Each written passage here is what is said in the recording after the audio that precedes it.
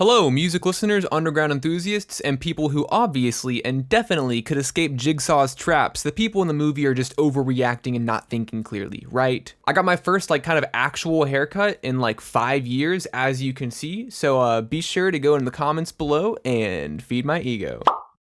I didn't have a lot of time to do a weekly tracks video this week, but I didn't want to miss it. I still wanted to get one posted, so we're kind of gonna do a bit of a speed run on a couple tracks just because I felt like they were worth talking about, but I didn't necessarily have the time to write at length about them. So without further ado, under the weight of this time crunch, let's get into it. The first track we have is the new Jane Remover song in the form of Lips. This sort of slowly pressing guitar with Jane's crisp vocals make for such a great slow build of the intro of the track, and the increase of energy is there, but it's so subtle that you might miss it until it finally becomes obvious towards the end of this section. These eerie and discordant synths that slowly begin to swell in the background give the track such a rich and engaging environment. The sound design on this song is wonderful, because what Jane does is more than just create beats with solid enough structures to put vocals on top of. Every element of this song works into more of the building of an environment and sonic narrative rather than straightforwardly structuring a pop track. The aforementioned staticky synths play into this, and then these warbly beeping sounds and distorted cacophony of noises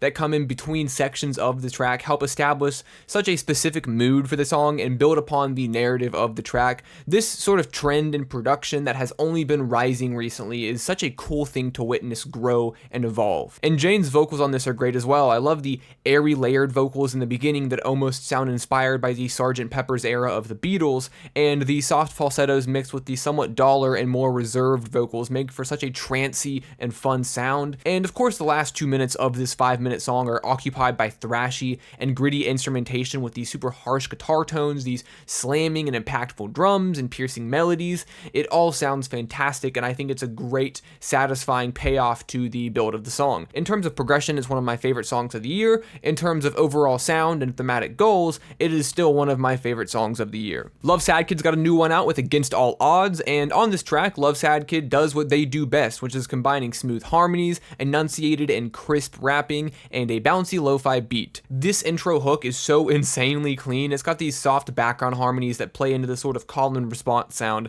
and it's really pretty and full of personality. And the verses show love-sadKid reflecting on how growing up has affected how they progress now in this point of their life, and how over time they have continued to push against the turmoil to succeed and chase a passion and fulfill these dreams. The flows are a lot of fun and provide an engaging sound to let the storytelling thrive, and the song is written incredibly well, not to my surprise. And I have to commend love-sadKid's ability to craft tracks that never feel like they're missing something. They're so full of depth, and all of the space is filled while at the same time not sounding too crammed or condensed. They let the song breathe while still packing it full of beautiful textures and intelligent writing. AutumnIsEnding has dropped Twin Peaks Picture album. This song has pretty much condensed nostalgia, bottled it up, and is selling it as a concentrate to be injected straight into the veins of the listener. The vocals and mix have this super warm and ethereal sound that floats across the whole track as AutumnIsEnding delivers soft melodies with super vivid imagery in the writing, and the beat from Young Cobalt reinforces this melancholic sound with the twangy guitar picking and straightforward percussion.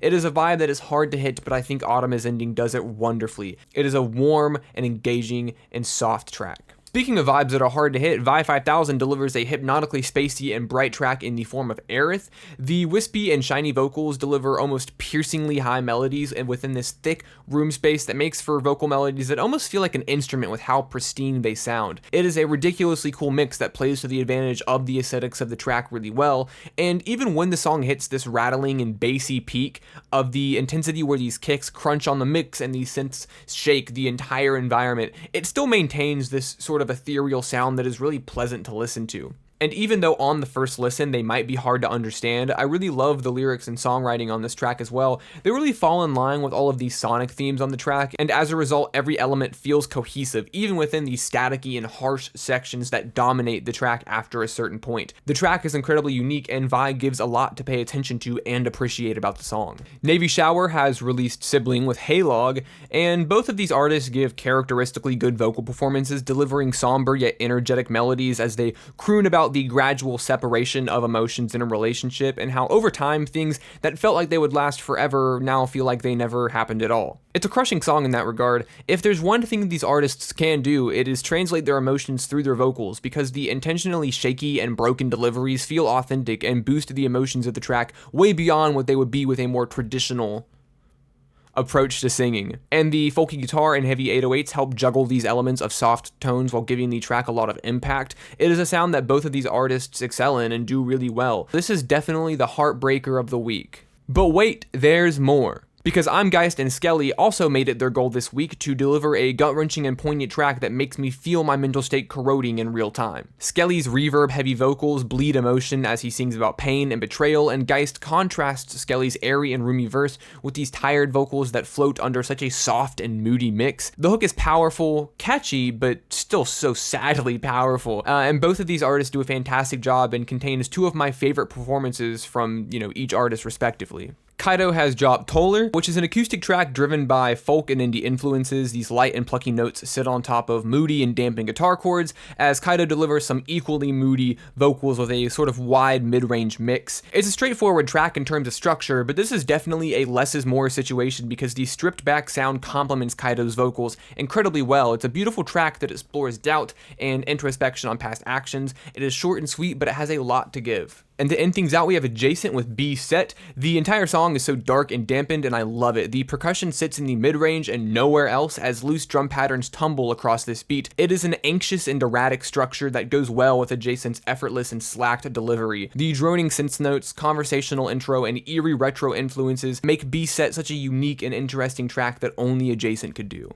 And that's going to end the video. I know it was shorter than normal, but like I said at the beginning, I really wanted to get a video in for this week. A lot of really cool songs came out, and I would be remiss to not talk about them in some form. Catch me in the next video where I cover the internet-based musician to nicotine addiction pipeline. Bye.